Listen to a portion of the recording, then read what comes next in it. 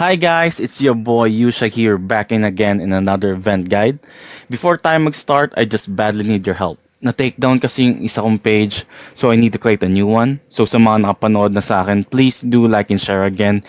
It will be much appreciated ng sobra. Thank you. So without further ado, let's do start our video.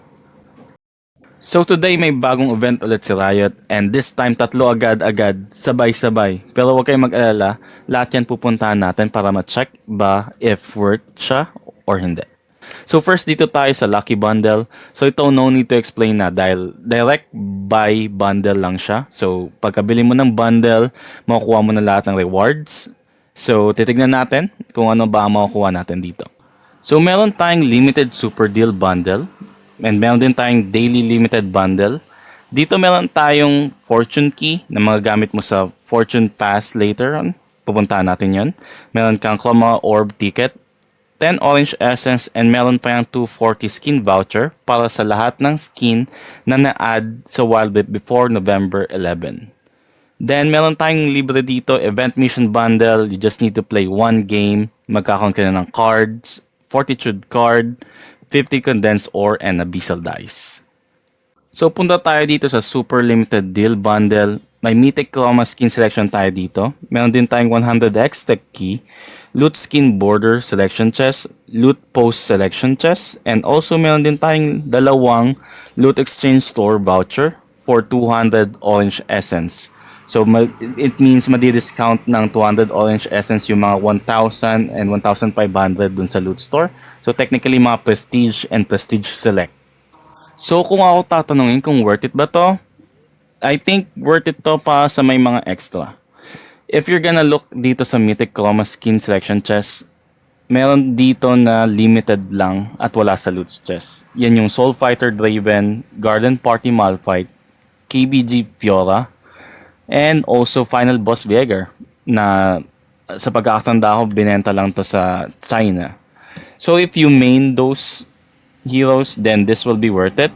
If wala naman kayo nagustuhan, worth pa rin kunin yung 500 orange gemstone. Pwede nyo yan itabi sa loot store. Kung may gusto yung kunin na prestige or prestige select doon, pwede nyo gamitin yan doon.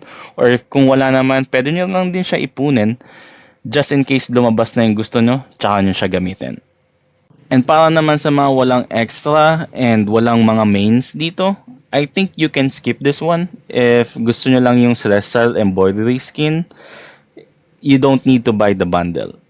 You just need to direct on the other events na pupuntahan na natin sa susunod na to.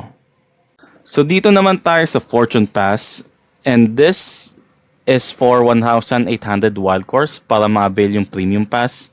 And sasabihin ko na kagad sa inyo, napaka worth it nito. Alam niyo kung bakit?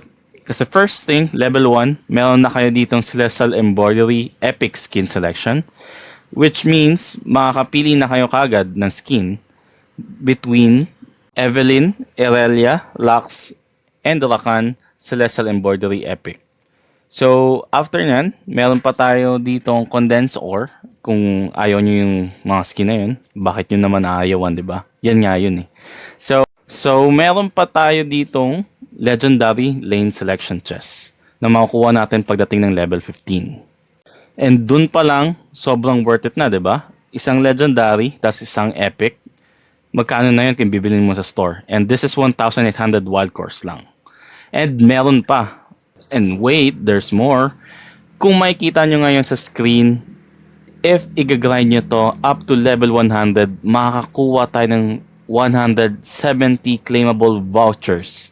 And itong vouchers nito, pwede natin gamitin to sa Blessings of Fortune to redeem skins. And para malaman kung sino at ano ang mga pwede natin makuha gamit tong voucher nito, tara na, pumunta tayo sa Blessings of Fortune. So dito makikita natin, same lang siya ng Splendor Opus event. May makukuha kayong rewards every opening. And ang isang susi is equals to 100 wild cores din. So pupunta tayo dito sa mga makukuha nyo reward pag nagbubukas kayo ng chest. So dito makikita nyo kung ilang vouchers ang pwedeng makuha and kanilang percentage every opening ng chest. Then dito naman makikita nyo yung percentage or chance na makakuha kayo ng permanent skin kagad sa pag-pull. So ito yung redemption store. Makita nyo dito lahat ng pwede nyong i-claim gamit yung vouchers. So balik tayo dun sa sinasabi nating 170 kanina sa Fortune Pass. Ba't ko sinabing worth it? Isipin nyo, if mag-grinds lang tayo until level 100, makakuha tayo ng 170 vouchers. And dito sa store, makita nyo na pwede na kayo mag-redeem again ng ibang Celestial Embroidery skin. If lalagyan nyo pa ng konti or magagastos kayo ng konti, pwede nyo na actually maklaim yung Mythic Chroma ni Lux dito. Kasi konti nilang dadagdag nyo. Isipin nyo, 170 yung libre. Then, 195 lang yung kay Lux na Chroma. So, 25, ilang pull lang yon, mga 5 keys lang yon. Then, pwede na. If ayaw nyo nun, pwede nyo kunin kagad yung Mythic Chroma ni Lee Sin. Nakakalabas lang din ngayon. 195 lang din siya. 5 pulls lang dadagdag nyo. Then, makukuha nyo dun siya. And that's why sinasabi ko na worth siya. Kasi if kukunin nyo dito sa store is mga epic, makakatatlong libreng epic spin tayo. So isipin nyo dun sa 1,800 wild cores, pag nag-grind yun, may libre pang tatlong epic skin maliban dun sa isang epic na Celestial Embroidery and the legendary na skin selection chest. Makakuha pa yung tatlo dito sa epic store. Oh, sorry. Dito sa Celestial Embroidery store. Or if you do want legendary, makakuha pa kayo ng up to 2 legendary dito sa store. And if you want a mythic, magda-add lang kayo ng additional pulls para makuha sila. Kaya kunin nyo na talaga yung Fortune Pass because it's very worth it. So para sa isa lang or limited lang talaga yung gusto kunin na skin, don't worry, I still got you guys. So ito ulit yung guide and computation natin. You can pause it here, but habang nakapause kayo, explain ko lang din kung ano bang mas worth if direct babilin sa store or dito sa may Fortune Blessing sumugal. So para sa akin, dito na kayo pumunta. If you're gonna check dito sa guide ko, 10 keys is equals to 1,000 wild cores. Pag bibili nyo yung epic na Celestial Embroidery skin directly, it's 990 wild cores. So it's 10 wild core difference. But every 10 or dito sa Fortune Blessing, pag pumul kayo ng 10 key, may chance kayong makakuha ng permanent skin. Okay? Disclaimer lang pala guys. Itong nakikita nyo ngayon sa screen, it's commutated or computated sa pinaka-limited na makukuha natin. So it's 6 vouchers per draw. Yan yung pinaka-mababa or pinaka-basic na makukuha natin every pull. So dun siya naka-base. So pwede nyo pa makakuha to ng mas mura or mas mura dyan, but ito na yung pinaka-base or maximum na magagastos nyo if magpo-pull kayo. Okay?